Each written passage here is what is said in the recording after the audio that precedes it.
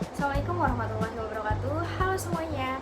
Perkenalkan, nama aku Humaira dengan NIM 23081515182. Di video kali ini aku akan membahas terkait memori dalam perspektif psikologi. Memori memegang peranan yang sangat penting dalam komunikasi interpersonal.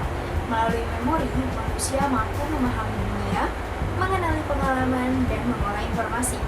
Memori juga menjadi dasar proses berpikir karena apa yang kita pikirkan selalu bersumber dari apa yang pernah kita simpan di dalam ingatan. Para ahli psikologi kognitif menjelaskan bahwa manusia pada dasarnya adalah pengolah informasi. Kita menerima rangsangan dari lingkungan, memprosesnya, lalu menyimpannya dalam memori. Schlesinger and Groves menyatakan bahwa memori adalah sistem yang terstruktur yang memungkinkan manusia merekam fakta tentang dunia dan menggunakan pengetahuan itu untuk membimbing perilaku. Setiap rangsangan yang kita terima melalui indera, baik disadari maupun tidak, sebenarnya direkam oleh otak. Bahkan para ahli memperkirakan bahwa kapasitas memori manusia sangat luar biasa, mencapai triliunan bit informasi. Hal ini menunjukkan bahwa memori manusia memiliki potensi yang sangat besar. Kita masuk ke bagian bagaimana cara kita mengingat. Nah, dalam kehidupan sehari-hari, kita mengingat dengan beberapa cara. Yang pertama adalah recall atau mengingat kembali. Ini terjadi ketika kita diminta menyebutkan informasi tanpa bantuan, misalnya menjawab soal esai. Yang kedua adalah recognition atau pengenalan. Ini terjadi saat kita memilih atau mengenali jawaban yang benar dari beberapa pilihan, seperti dalam soal pilihan ganda. Yang ketiga adalah relearning, yaitu belajar kembali sesuatu yang pernah kita pelajari sebelumnya. Biasanya, sesuatu yang pernah kita dengar atau pelajari akan lebih cepat dipelajari ulang dibandingkan yang benar-benar baru kita pelajari. Yang terakhir atau tahapan keempat adalah reintegration, yaitu kemampuan memunculkan kembali memori secara lengkap hanya dari satu petunjuk kecil. Misalnya, bau, tempat, atau lagu yang mengingatkan kita pada masa lalu beserta perasaan yang menyertainya. Oke, kita masih ke bagian petunjuk memori. Petunjuk memori atau memory cues bisa berupa bau, warna, suara, atau tempat tertentu. Misalnya, seseorang bisa tiba-tiba merasa sedih ketika mencium aroma parfum tertentu karena bau itu mengingatkan pada seseorang di masa lalu. Hal ini menunjukkan bahwa memori bukan hanya menyimpan fakta, tetapi sebagai mekanisme memori. Banyak orang ingin tahu bagaimana memori itu bekerja dan mengapa kita sering lupa. Untuk menjelaskan hal ini, para ahli mengembangkan 3 teori utama. Yang pertama ada teori Aus, yang kedua ada teori interferensi, yang ketiga ada teori pengolahan. Masuk ke teori Aus.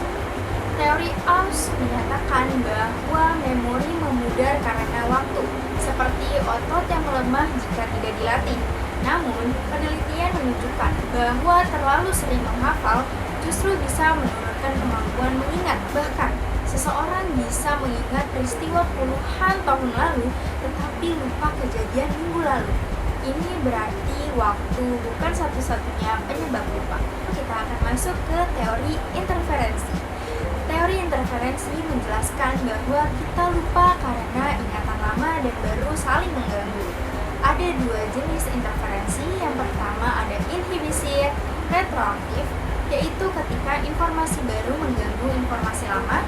Lalu ada yang kedua, inhibisi proaktif, yaitu ketika informasi lama mengganggu informasi baru. Kita akan masuk ke teori pengolahan informasi. Di sini kita akan juga mempelajari sistem penyimpanan memori. Nah, menurut teori pengolahan informasi, memori terdiri dari 3 tahap. Yang pertama, sensory storage, atau ini adalah tempat penyimpanan sangat singkat dari informasi yang kita lihat atau kita dengar. Misalnya, saat menonton film, gambar terlihat seperti bergerak karena disimpan sebentar dalam sensori memori. Lalu yang kedua ada short term memory atau STM. Informasi yang diperhatikan akan masuk ke memori jangka pendek. Namun, short-term memory hanya bisa menampung sekitar 7 informasi dan cepat hilang jika tidak diulang. Yang ketiga ada long-term memory atau LTM. Jika informasi terus diulang dan diolah, maka ia masuk ke memori jangka panjang yang bisa bertahan sangat lama, bahkan seumur hidup. Oke, mungkin teman-teman penasaran bagaimana kita memindahkan short term memory atau memori jangka pendek ke long term memory atau memori jangka panjang. Nah, agar informasi masuk ke memori jangka panjang, kita bisa menggunakan beberapa cara. Yang pertama, chunking atau mengelompokkan informasi. Yang kedua ada rehearsal atau mengulang-ulang. Yang ketiga ada clustering atau mengelompokkan berdasarkan konsep. Lalu yang terakhir atau yang keempat ada method of loci. Di sini kita bisa membayangkan informasi dalam bentuk visual. Dengan cara ini, informasi lebih mudah disimpan dan juga diingat. Untuk kesimpulannya, memori adalah sistem penting yang memungkinkan manusia menerima, mengolah, dan juga menyimpan informasi. Melalui berbagai mekanisme dan strategi, kita dapat meningkatkan kemampuan mengingat dan memahami dunia lebih baik. Cukup sekian yang dapat saya sampaikan, kurang lebihnya mohon maaf. Semoga video yang saya buat ini dapat bermanfaat untuk teman-temanku. Assalamualaikum warahmatullahi wabarakatuh.